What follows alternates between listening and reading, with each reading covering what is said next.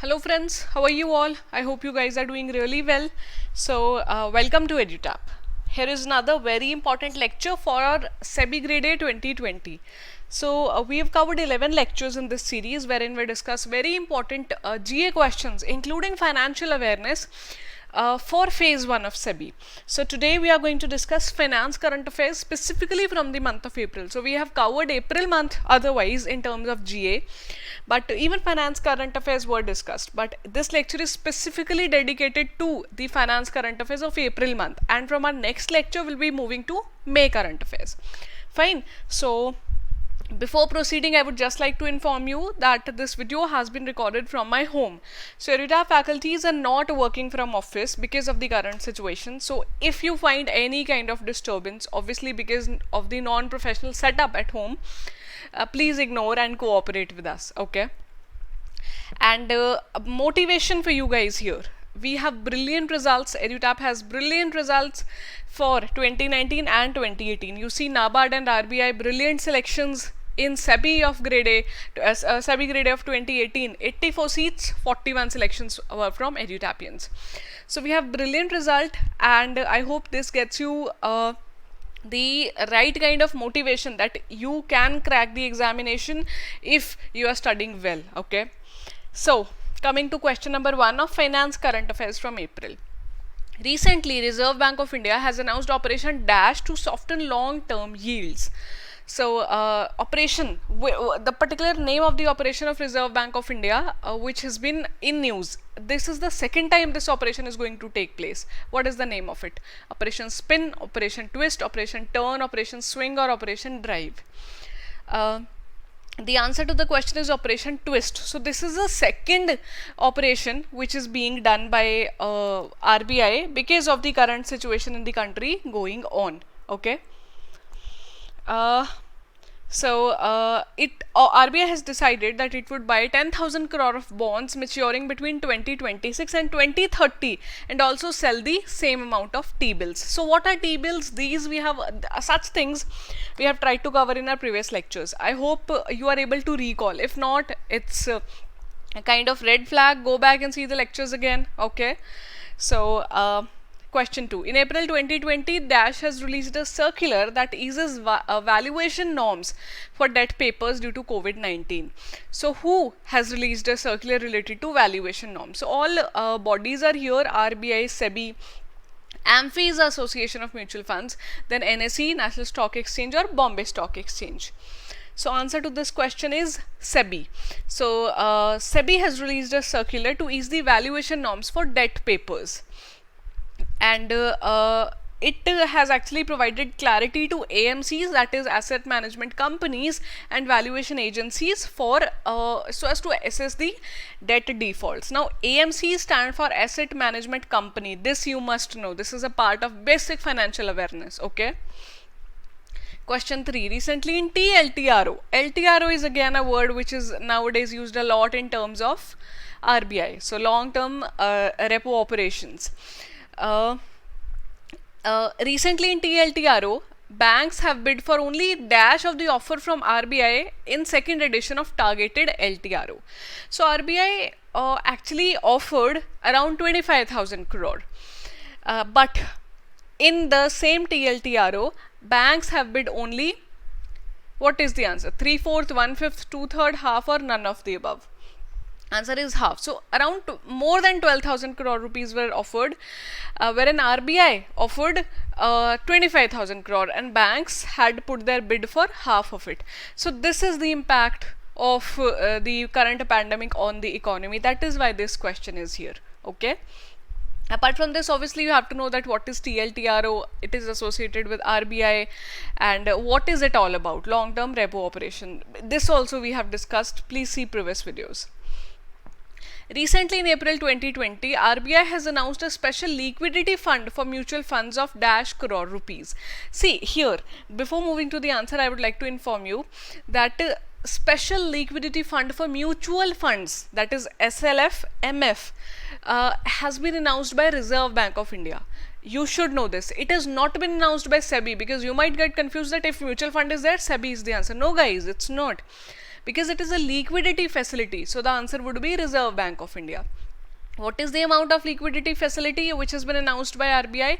It is 50,000 crore. So this is the amount RBI has said that a liquidity facility would be provided to mutual funds.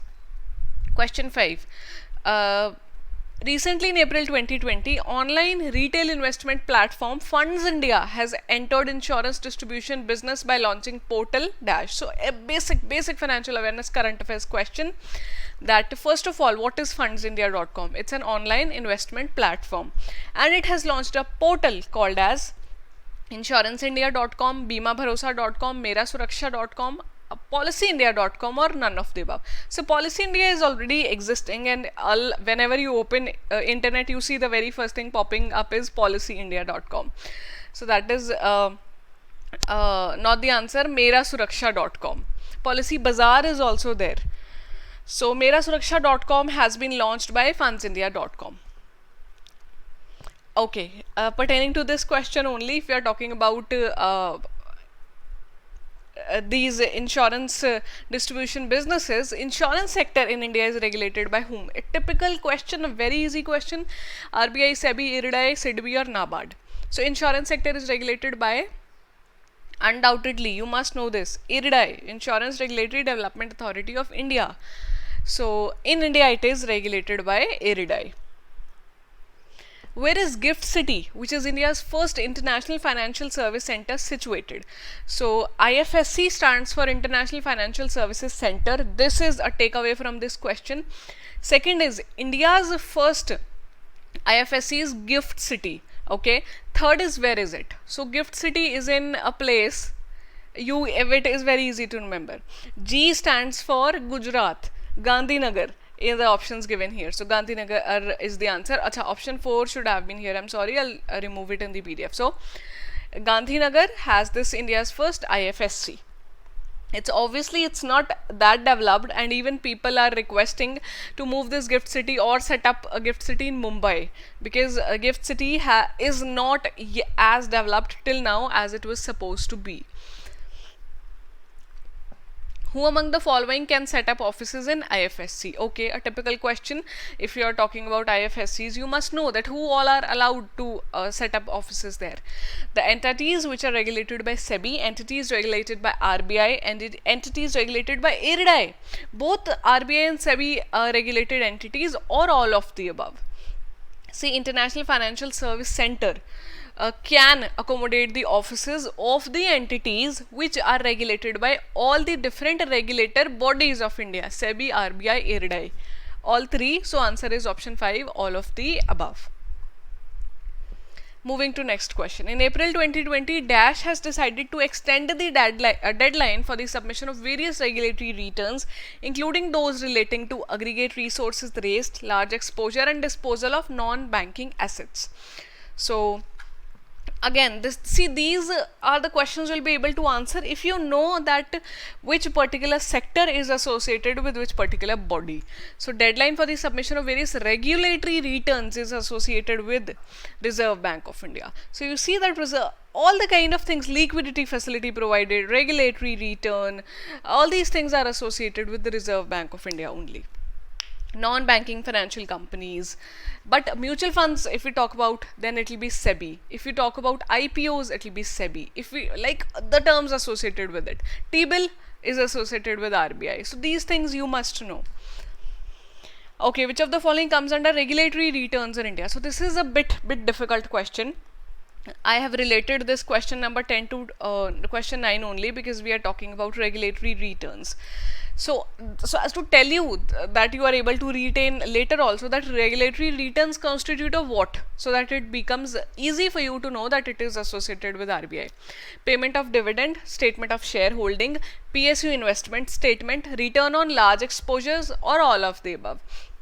All the 4 options given here are under regulatory returns in India, which is under RBI. Okay.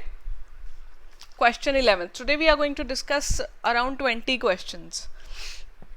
Amazon Pay has launched Dash, which will extend a virtual line of credit to eligible customers shopping on Amazon.in. This is again a very important question, because in the current situation, recently because of the lockdown, because of the economy losing, because of people's lost people's capacity to buy. Amazon Pay has launched a particular card, and it says that it will be a kind of virtual line of credit so as to shop on Amazon.in. What is it called? Amaze card, credit line card, credit pay, Amazon Pay later, or none of the above. Now if you are an online shopping freak, you must know this answer. If not, do not worry, we have the answer for you. It's option 4, Amazon Pay later. This is the answer. Okay. Question 12. In April 2020, government has extended the deadline to bid for Air India till 30th June 2020. The government would be selling dash percent of its equity in the state-owned airline. So state-owned airline Air India disinvestment is going on. Like, the process has been initiated, and the deadline has been extended because of the current situation. So because government is planning to disinvest Air India, it is going to sell what percent of its equity? 50%, 100%, 90%, 75% of, or 65%? The answer is 50%. Sorry, 100%, not 50%. And if you remember, in our previous class, we had discussed the difference between disinvestment and privatization. So here this is privatization. 100% stake is being sold. Okay. In April 2020, Dash has extended the expiration date for IPO's approval by 6 months. Very easy, right? IPO, first of all, it stands for Initial Public Offer or Offering. And who is eligible, or which is the body which extends these things which are related to approvals? Undoubtedly SEBI, right? Securities Exchange Board of India. Recently, Government of India, in consultation with the Reserve Bank of India, has decided to issue sovereign gold bonds. It will be issued in dash tranches. Sovereign gold bond is an important scheme also by Reserve Bank of India. So sovereign gold bonds would be now issued. That scheme is a separate thing. So here the sovereign gold bonds will be issued in 6 tranches as per the government. Okay. Question is again related to finance current affairs. In April 2020, a working group of IRDAI, that is Insurance Regulator of India, Insurance Regulatory and Development Authority of India, it has recommended that motor third-party obligation of non-life insurers be linked to the number of vehicles insured or uninsured instead of the premium derived from the segment. So this particular working group has recommended dash broad classification of vehicles. So this question is related to, you can say, insurance. So IRDAI is the main thing here that IRDAI has recommended. And this is a recommendation by a committee, so we would also consider the most important thing from it, that is the broad classification of vehicles. What is it? It has recommended 3 classifications are basically 3 classes. So these 3 classes are two-wheelers, private cars and others. They say that broad this should be there, and basically to monitor the penetration and also motivate the insurers to underwrite the third-party insurance, this will be helpful. So this has been recommended by a working committee of IRDAI. Next question, Dash has sought 2 set of relaxations from RBI to help resume economic activities. Acha, this is important. From Reserve Bank of India, who will ask for the relaxations for resuming economic activities? It's very difficult. That answer would be SEBI or AMFI. So 1 and 4 can be taken out. State Bank of India or Indian Banks Association, IBA. IBA, for you must know what it stands for. Okay, answer is that only, Indian Banks Association. They have sought 2 set of relaxations for RBI, which include first of all the restructuring of MSME loan accounts, and second is the withdrawal of additional provisioning norms on the moratorium loans, because economic activity is just slumping, and IBAs are actually, this IBA association is quite worried about the same thing. MSMEs are the ones who are suffering a lot. So catering to that, it has written to RBI that it wants relaxation so that economic activities in India can be resumed. Question 17. Dash has entered into a bilateral currency swap arrangement with RBI for USD 400 million. So this currency swap arrangement is important. Okay, usually India has it with many countries, but the latest one has come from Sri Lanka. Sri Lanka has signed this currency swap agreement with India, with Reserve Bank of India, and the amount is 400 million because they want to boost their economy. That is why they have come to the neighbor, the mighty neighbor, India. Question 18. Recently, Dash has designed schemes to provide liquidity support to the MSME sector. Acha, this is very important, guys. RBI, SEBI, SBI, SIDBI, or none of the above. Particularly to provide liquidity support to MSME sector. We have seen that IBA has asked for relaxations for MSME sector from RBI, but SIDBI is the one which has designed schemes so as to provide liquidity support. SIDBI basically stands for Small Industries Development Bank of India, and it is the principal financial institution for the promotion, development and financing of MSME sector. So this is the logo which it has come up with, that liquidity support would be provided to MSMEs through not only banks but also NBFCs and microfinance institutions, MFIs. So guys, you must know what does SIDBI stands for, what does NBFC stands for, what does MFI stands for. These are basic questions, but SEBI has the habit of asking such questions. Okay, in 2018 also they asked that mutual funds things are managed by which body. So SEBI was the answer. In April 2020, which bank has extended financial support to BCs, that are business correspondents, through ex gratia of rupees 10 lakh in case of loss of life and health insurance cover of 60,000 rupees in the wake of COVID-19 pandemic? So yes, one particular bank has come up with a financial support to BCs, that is banking correspondents. So BC model, business correspondent model is important, and Bank of Baroda has come up with this particular kind of insurance cover, BOB. Okay, next question. Dash has let NBFCs extend the date for starting operation for loans to real estate projects delayed for reasons beyond the control of parameters. So I think this is again easy for you to answer. RBI. NBFCs, they are directly under RBI. So RBI has said that NBFCs can extend the date of starting their operations for loans to real estate projects. These are the typical questions if you are not clear about the basics. I think this is the last question of the lecture. In April 2020, Government of India has reviewed the extant FDI policy for curbing opportunistic takeovers or acquisitions of Indian companies due to the current pandemic. For this, Government of India has amended para dash of extant FDI policy as contained in Consolidated FDI Policy 2017. So FDI Policy 2017's para has been modified. So that opportunistic takeovers, because economy is going down, so probably some neighbor countries can come up and they can try to acquire Indian companies. So to curb this, by not taking the advantage of FDI policy, the para 3.1.1 has been amended. So 3.1.1 is under FEMA notifications and it is under FDI policy 2017, and this is related to curbing the takeovers or acquisitions of Indian companies. So that's it guys, we have covered all important questions from April. Next lecture we meet, we'll be discussing May current affairs. So I hope you like the lecture, and you don't only like, you get a lot of information from it so that you can retain the same in the examination. Okay, that's it. I'll be winding up the lecture. In case of any query, please drop a mail at hello@edutab.co.in. 8146207241 is our contact number, and yes, SEBI 30 is the coupon code if you haven't bought our course.